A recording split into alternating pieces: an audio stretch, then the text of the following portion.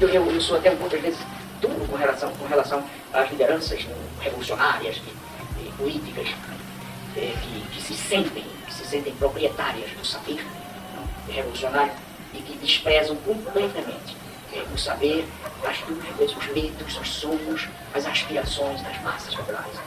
Isso não é revolucionário, coisa nenhuma, isso é reacionarismo. Max, a primeira das perguntas que eu tinha pra te falar foi uma que ficou meio famosa essa semana. Na verdade, foram duas. A primeira foi sobre a questão do Itaú ter divulgado uma lista sobre os níveis de inadimplência que só aumentam e as pessoas estão usando até Bolsa Família para apostar no Tigrinho, Médios e outros. E tem um outro caso que já não é tão divertido, mas foi de um pai que vendeu a filha por R$5.000 para apostar. E assim, eu acho que está se tornando um problema social gigantesco. E não sei se seria só uma percepção social ou uma percepção também filosófica que nos diria, sei lá, talvez uma maneira de consertar isso, uma maneira de lidar com isso, porque eu vejo que ninguém está sabendo lidar com nada. É verdade. As bets, como todo evento do mundo real, precisa ser analisado sobre várias óticas e, com certeza, sobre a ótica filosófica de evolução da sociedade como um todo e também sobre a ótica, podemos dizer assim, do direito.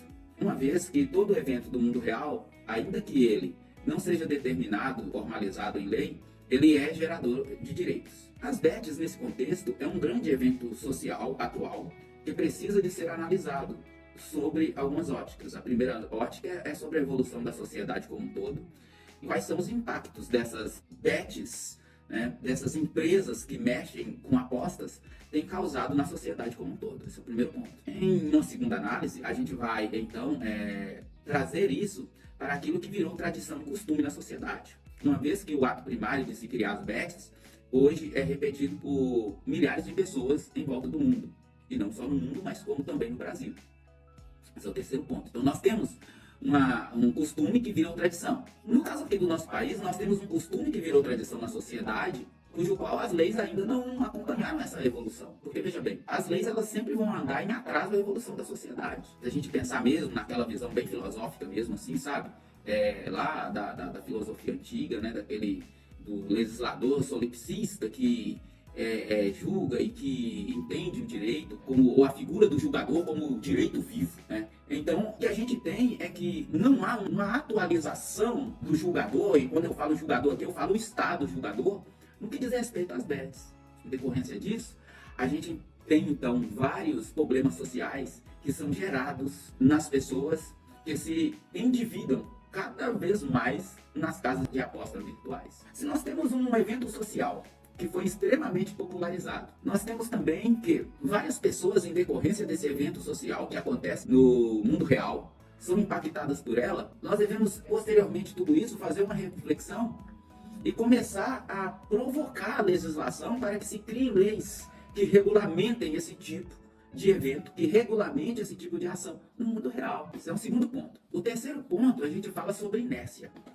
A jurisdição, ela é regida por um princípio geral que é chamado princípio da inércia. Ou seja, o poder judiciário, ele não faz nada se não se bater na porta dele através de uma ação. Isso é bem grosso modo, tá, pessoal? Pelo amor de Deus, antes de ouvir isso aqui, vai lá nos meus canais, me curta, me compartilhe, né? Vai no TikTok, no YouTube, no Instagram, esmaga o like lá, deixe seu comentário e aí a gente prossegue.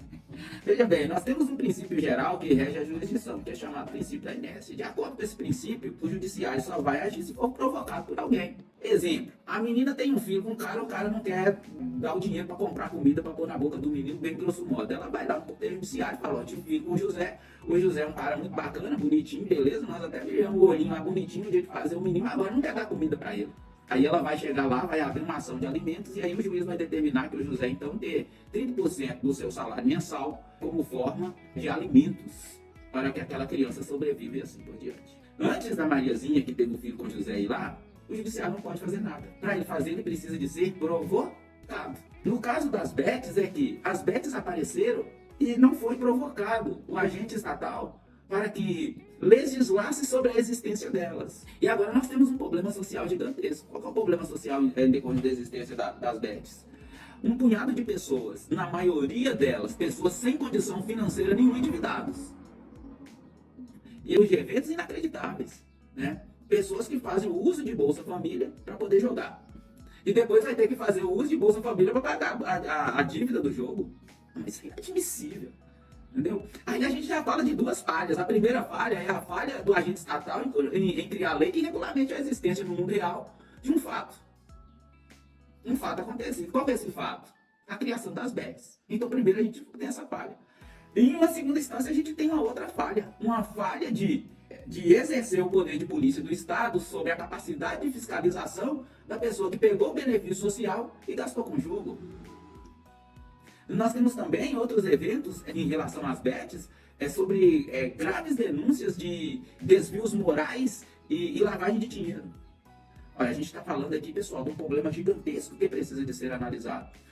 Alguém, em algum momento, terá que ser responsabilizado para que esse evento que aconteceu no mundo real, que é a existência das bets, venham ser regulamentados ou não.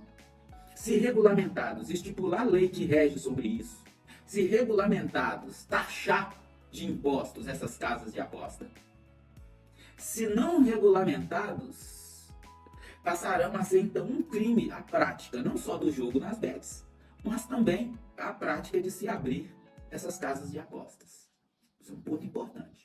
Lembrando que a gente está falando das bets, apostas esportivas, que tem lá, Sim, de cassino virtual, Bruno. Sim. Hoje tem esse negócio de, não, é bet, mas a maioria tem cassinos virtuais.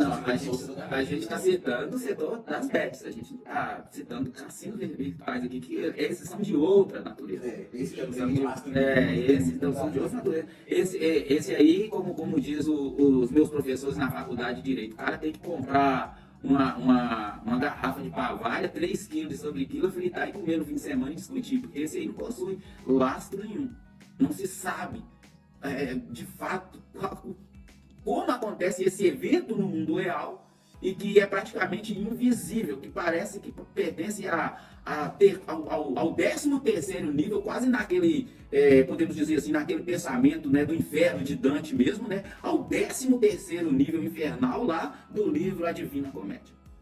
A gente não sabe como que isso acontece. Então, a gente se atém aqui às 10. Então, existe um evento no mundo real, que são as casas de aposta ligadas ao mundo esportivo, né, que impacta socialmente as pessoas, a sociedade no modo geral, que inclusive já existem indícios de que até crianças e adolescentes estão fazendo esse tipo de aposta, cujo qual está gerando, no contexto social, um endividamento terrível de muitas pessoas e inadimplência. E o Estado não tem e não sabe o que fazer, porque não existe leis que regulamentem ainda alguns tipos de eventos no mundo real ligados às bets. Olha, pessoal, a gente tem, então, que em algum momento vai precisar legislar sobre isso de fato. Ou através de legislação própria, ou através de outros instrumentos, ou através dos estados onde estão aportadas essas casas de apostas aqui no Brasil, legislar sobre, para que possa se ter noção e uma dimensão melhor e maior sobre esses acontecimentos. E uma terceira e última análise, a gente vai analisar então esse evento como um acontecimento social que impacta a vida de uma camada da sociedade que é marginalizada. Porque, veja bem, quem está se endividando e não pode pagar as dívidas não é milionário não, pessoal.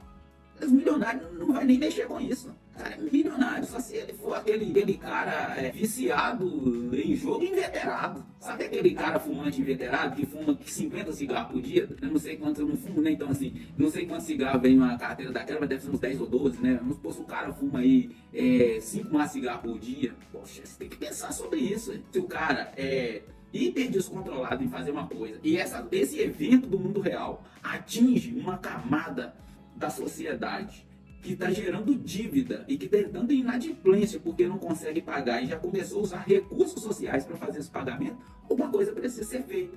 Precisa ser feita, em primeiro lugar, precisa ser feita nas leis para que essas leis possam se adequar a essa realidade do mundo real, que é esse fato real, né, do mundo palpável, esse evento do mundo palpável. Ele precisa de ser analisado e se legislar sobre isso.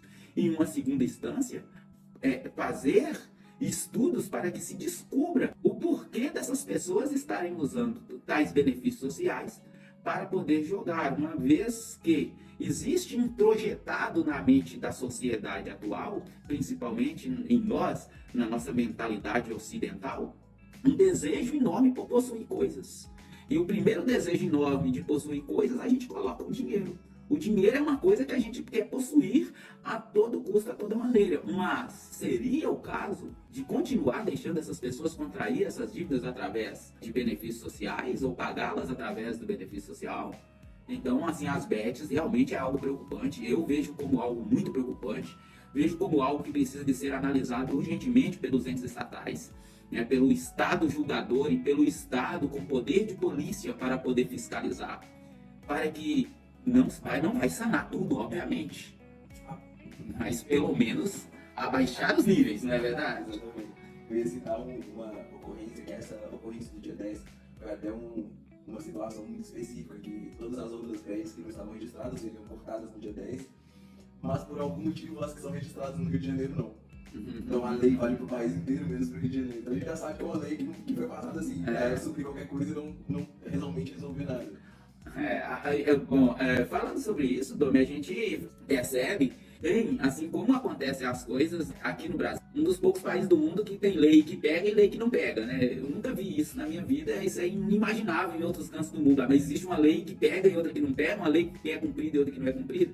Então, assim, toda lei, quando ela é feita, ela parte de um princípio, lá do latim, que se chama erga omnes. O princípio erga omnes diz que aquela lei que foi feita serve para todas as pessoas, para todos os homens aqui no sentido, pessoal, não é homem no sentido hétero, é para todos os humanos que estão debaixo daquela lei. Então o princípio que rege as leis seria esse, o erga omnes. No caso dessa lei das bets, é assim, uma coisa estranha que serve só para alguns. Então a lei ela já vem fazendo exclusões em si mesma. Então uma lei dessa, obviamente, que não será respeitada, pelo menos é o que eu vejo. Por que essa lei cobre uns e não cobre outros? Qual é o evento coberto de especialidade que as bets do Rio de Janeiro têm e as bets dos outros estados não têm? Qual é o crime que as bets dos outros estados cometeram que, porventura, as bets do Rio de Janeiro não cometeram? Eu sempre faço bastante perguntas porque a gente aqui, pessoal, parte do princípio do pensamento crítico.